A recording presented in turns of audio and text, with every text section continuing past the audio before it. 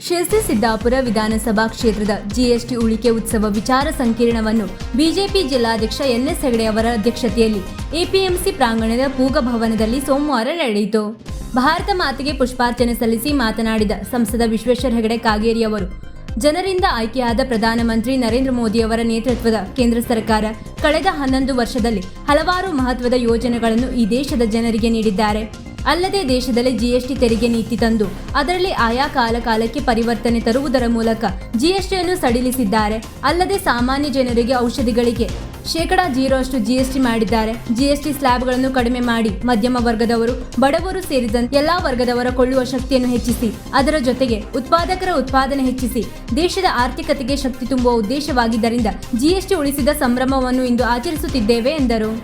ಈ ವೇಳೆ ಮಾಜಿ ಜಿಲ್ಲಾಧ್ಯಕ್ಷ ವೆಂಕಟೇಶ್ ನಾಯಕ್, ರಾಜ್ಯ ಬಿಜೆಪಿ ಆರ್ಥಿಕ ಪ್ರಕೋಷ್ಠದ ಮಾಜಿ ಸಂಚಾಲಕ ಎಸ್ ವಿಶ್ವನಾಥ್ ಭಟ್, ನಗರಸಭೆ ಅಧ್ಯಕ್ಷೆ ಶರ್ಮಿಳಾ ಮಾದನ್ಗೆರೆ, ಗುರುಪ್ರಸಾದ್ ಹೆಗಡೆ, ಆನಂದ್ ಸಾಲೇರ್, ಶ್ರೀಕಾಂತ್ ಬಳ್ಳಾರಿ, ನಾಗರಾಜ್ ನಾಯ್ಕ್, ಡೋನಿ ಬೇಸಿಲ್, ರವಿಚಂದ್ರ ಶೆಟ್ಟಿ, ದೀಪಾ ತಳವಾರ ಸೇರಿದಂತೆ ಅನೇಕರು ಉಪಸ್ಥಿತರಿದ್ದರು.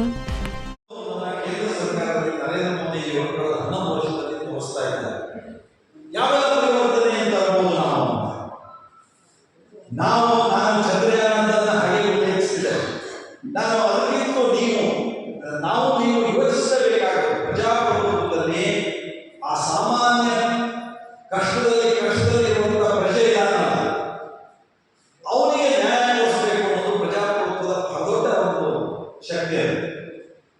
ಅವನಿಗೆ ನ್ಯಾಯ ಕೊಡಬೇಕು. ನಾವು ಗಾಂಧೀಜಿಯಿಂದ ಹಿಡಿದು ರಾಮರಾಜ್ಯದ ಕನಸು ಅಂತ ಕೇಳಿದ್ವಿ. ನಾವು ಅಂಬೇಡ್ಕರ್ ಸಂವಿಧಾನದಲ್ಲಿ ಇರುವಂತಹ ಪ್ರಿಯಾಂಬಲದಲ್ಲಿ ಇರುವಂತಹ ಎಲ್ಲ ಆಶಯಗಳನ್ನು ನಾವು ಕೇಳಿದ್ದೀವಿ. ಜಯಪ್ರಕಾಶ್ ನಾರಾಯಣ ದೀನ್ ದಯಾಳ್ ಉಪಾಧ್ಯಾಯ ಅಂತ್ಯೋದಯದ ಕಾರ್ಯಕ್ರಮಗಳನ್ನ ಕೇಳಿದ್ದೀವಿ. ನಾವು ಅಂತ್ಯೋದಯ ಅಂದ್ರೆ ಏನು? ಘಟ್ಟ ಕಡೆಯ ವ್ಯಕ್ತಿ ತನಕ ಅವನಿಗೆ ನ್ಯಾಯ ದೊರಕಿಸಿಕೊಡ್ಬೇಕು, ಅವನಿಗೆ ಸ್ವಾಭಿಮಾನ ಗೌರವದ ಜೀವನವನ್ನ, ಒಂದು ಸಮಾನತೆಯ ಜೀವನವನ್ನು ನಡೆಸುವುದಕ್ಕೆ ಅವಕಾಶ ಮಾಡಿಕೊಡ್ಬೇಕು ಅನ್ನುವಂಥದ್ದು ಏನು ನಮ್ಮ ಕಲ್ಪನೆ ಇದೆಯೋ ಆ ಕಲ್ಪನೆಯನ್ನ ಅಕ್ಷರಶಃ ಜಾರಿಗೊಳಿಸ್ತಾ ಇದ್ದಂಥದ್ದು ಕಳೆದ 11 ವರ್ಷದಿಂದ ನಮ್ಮ ದೇಶದ ಪ್ರಧಾನಿ ನರೇಂದ್ರ ಮೋದಿ.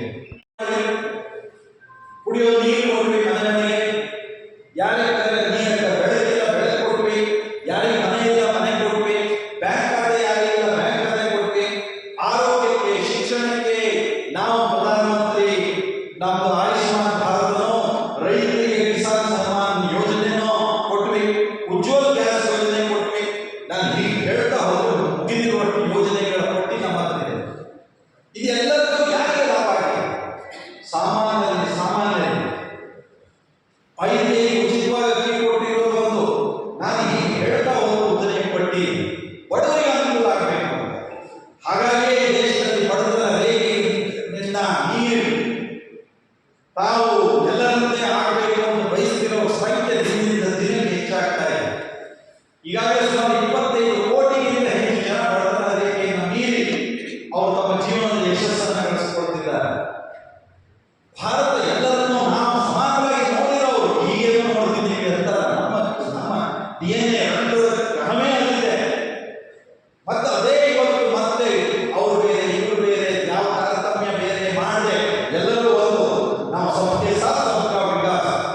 ವೀಕ್ಷಕ ಮಹಾಪ್ರಭುಗಳೇ, ನಮ್ಮ ಚಾನಲ್ ಅನ್ನು ಸಬ್ಸ್ಕ್ರೈಬ್ ಮಾಡಿ, ಶೇರ್ ಮಾಡಿ, ಪ್ರೋತ್ಸಾಹಿಸಿ.